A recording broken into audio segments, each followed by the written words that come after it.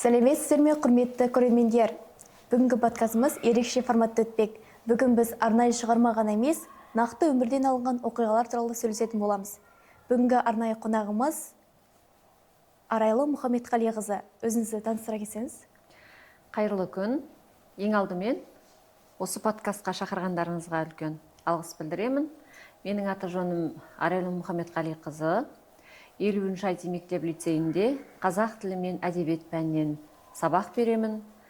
Көптеген жылдар бойы осы білім саласында қызмет етіп келе жатырмын. Сонымен қатар ұстаздықпен бірге жазушылық қабілетімді де қатар алып келе жатқан педагогтардың бірімін.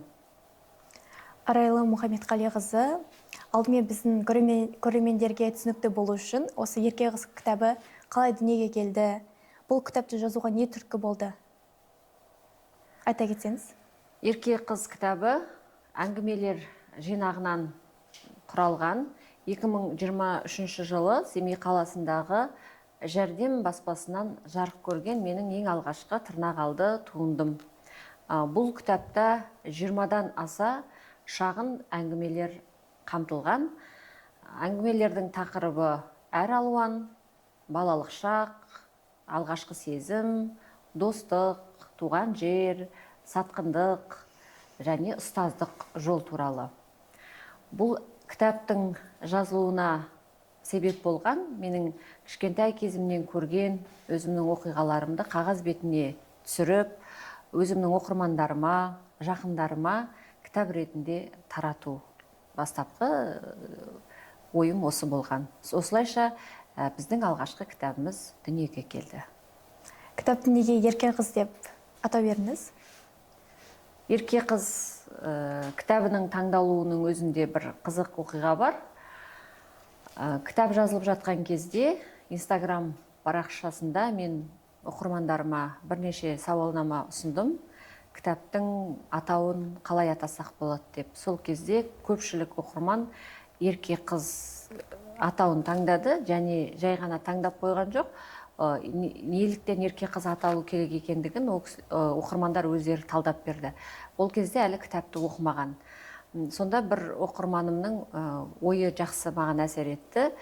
Әйел адам қандай жасқа келсе де, ол ішінде өзін бір ерке қыз ретінде сезінетін болады. Ол 70-ге келсе де, ол 50-ге келсе де, өйткені ол кезінде әкесінің, ата-анасының бір ерке қызы еді ғой. Сондықтан әйелдің жасы 18 деген сияқты бұл кітапта сол ерке қыз болды. Өзім бұл кітапты оқып шықтым, бірақ ең соңына дейін оқи алмадым. Кітап маған өте қатты ұнады.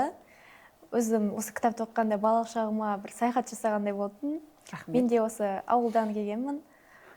Ауылдың тірлігін көріп өстік қой, неше түрлі достарымызбен, бауырларымызбен қырылысып, сол өзім балалық шағым есіме түсіп кетті. Өте қатты кітап ұнады. Осы кітапты ең ұнаған жері маған сол балалық шақ болды.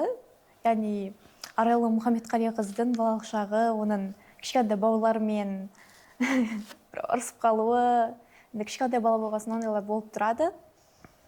Және де осы кітапты шығаруда бір қорқыныш болды ма? Бұл кітапты шығаруда ешқандай қорқыныш болған жоқ. Өйткені бұл жылдар бойы менің жаңағы жұмыс үстелімде жазылып, әртүрлі оқиғалардың басы біріктірілген шағын жинақ болғаннан кейін, қорқыныштан көрі тезірек шығарып оқырманға ұсынсам екен деген бір талпыныс болды. Соның нәтижесінде кітап қазір таратылып, оқырмандардың қолында, Қазақстанның әр қаласында бұл кітапты оқып, өздері талдап, маған кері байланысын беріп жатқан оқырмандарым бар. Мен әрине ол үшін өте қуаныштымын. Неше дана шығардыңыз?